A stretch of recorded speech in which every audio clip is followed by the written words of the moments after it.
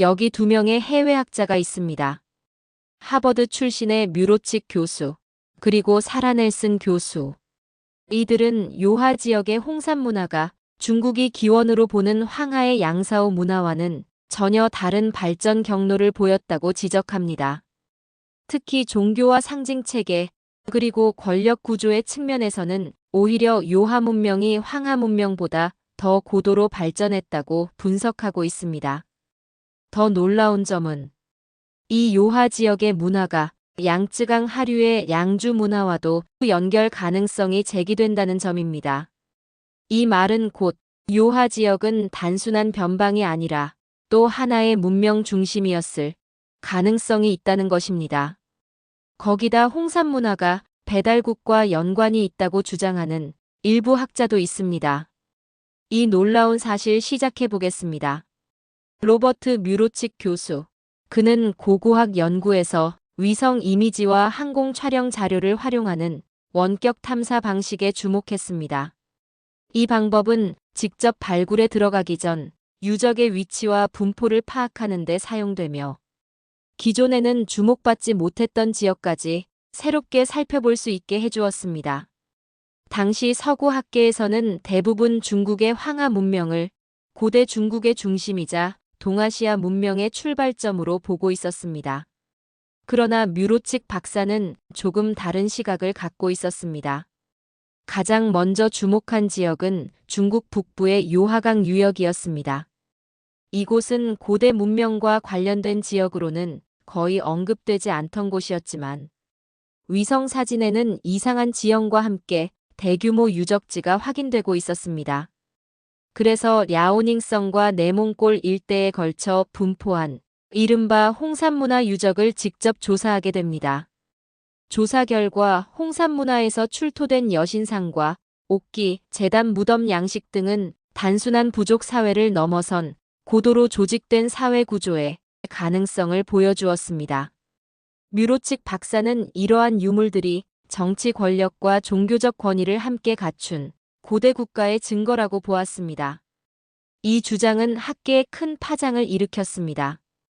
특히 일부 유물에서는 한국의 고조선 유적과 유사한 특성도 관찰되었습니다.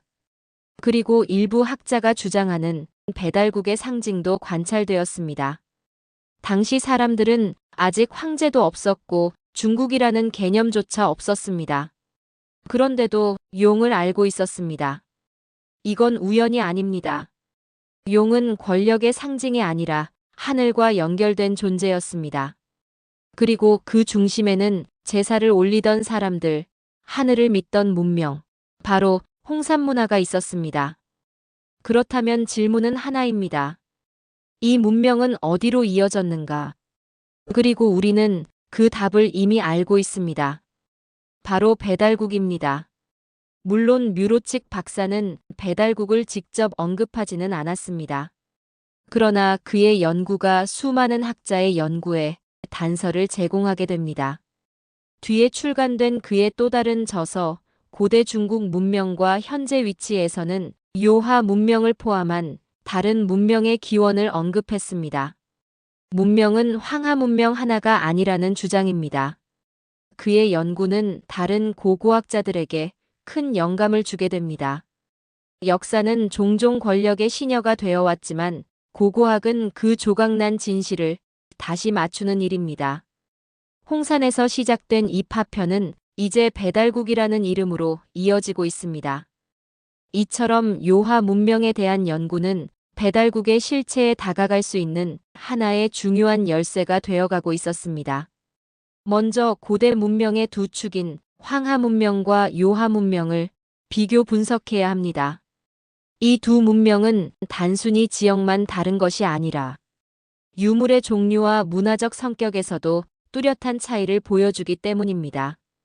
중국의 황하 문명의 양사오 문화에서는 채색토기, 농기구가 출토되었고 황하 농경 중심의 시족 공동체 생활을 했음을 알 수 있었습니다.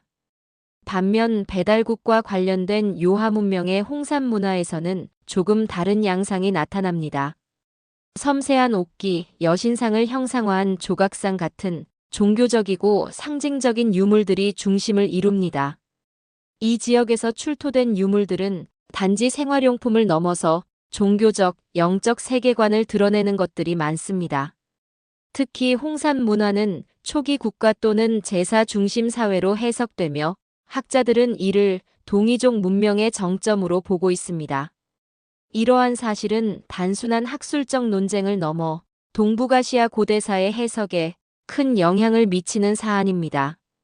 왜냐하면 중국이 황하 문명을 중심으로 자국의 고대사를 구성하려는 시도는 역사 해석을 넘어서 정치적 정당성과 국경 인식 문제와도 직결되기 때문입니다. 홍산 문화는 기원전 약 4700년에서 2900년 사이 요하 유역에서 번성했던 고대 문명입니다. 그리고 배달국은 기원전 3898년에서 2333년 사이로 기록되어 있습니다. 이 두 흐름은 1000년 이상 같은 시간대를 살아가고 있습니다. 환단고기에는 이런 기록이 등장합니다. 환웅이 12부족을 두고 풍백, 우사, 운사를 거느리고 곡식, 수명, 질병, 형벌, 선악을 주관하였다. 이 구절은 자연과 질서를 통제하는 하나의 통치 구조를 보여줍니다. 그리고 여기서 뮤로 측의 시선이 겹쳐집니다. 그는 초기 문명을 단순한 부족이 아니라 권력과 질서를 가진 복합적인 사회로 보았습니다. 또 다른 구절입니다. 환웅이 태백산 신단수 아래로 내려와 인간 세상의 모든 일을 교화하였다. 하늘에 제사를 올리고 질서를 세우는 문화. 이것은 의례 중심 사회의 모습입니다. 그리고 우리는 알고 있습니다. 홍산 문화에서도 제단, 여신상, 옥기, 이와 같은 유물들이 발견된다는 사실을. 뮤로 측은 바로 이 지점에서 문명의 핵심은 의례와 상징 속에 있다고 설명합니다. 환단고기에는 이런 표현도 등장합니다. 하늘의 뜻을 담은 세 가지 원리는 인간 세상 속에서 질서로 구현되었다. 이 구절은 자연과 인간, 그리고 질서를 하나로 보는 세계관을 보여줍니다. 그리고 뮤로 측은 말합니다. 문명은 문자와 도시가 아니라 사람들이 공유한 상징과 질서 속에서 형성된다. 이제 하나의 장면이 완성됩니다. 기록 속 배달국, 그리고 유물로 드러난 홍산 문화. 서로 다른 방식으로 남겨진 흔적이 동일한 구조를 이야기하고 있습니다. 무려 1000년 동안 겹치는 시기, 비슷한 의례, 동일한 지역, 반복되는 상징, 이 모든 것이 겹치는 순간 우리는 질문하게 됩니다. 이것은 단순한 우연일까요? 아니면 우리가 아직 완전히 이해하지 못한 문명의 흐름일까요? 역사는 기록과 유물이 서로를 비추는 순간 비로소 숨을 쉬기 시작합니다. 이제 이야기를 좀 더 확대해 보겠습니다. 지금 보고 계신 이 그림은 단순한 연표가 아닙니다. 문명이 이동하는 흐름을 보여주는 지도입니다.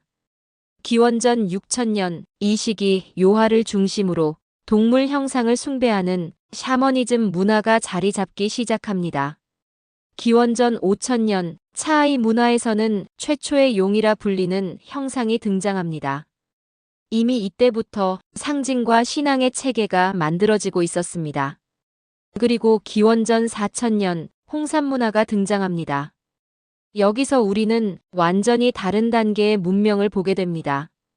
거대한 제단, 정교한 옥기, 그리고 용과 옥을 중심으로 한 종교와 권력의 상징 체계. 이것은 단순한 부족 사회가 아니라 이미 문명의 형태를 갖춘 사회였습니다. 그런데 기원전 3000년 이 흐름이 갑자기 흔들리기 시작합니다. 기후 변화, 그리고 북방 집단의 이동. 사람들은 남쪽으로 내려가기 시작합니다. 그리고 기원전 2000년 무렵 일부 집단은 황하 유역으로 이동합니다. 여기서 우리는 하나의 질문을 던지게 됩니다. 그 이후 황하에서는 무엇이 일어났는가? 시간을 조금 더 내려가 보면 기원전 1600년 상나라가 등장합니다. 갑자기 등장한 것처럼 보이지만 그 이전에는 이미 수천 년 동안 북방에서 형성된 문명의 흐름이 존재했습니다.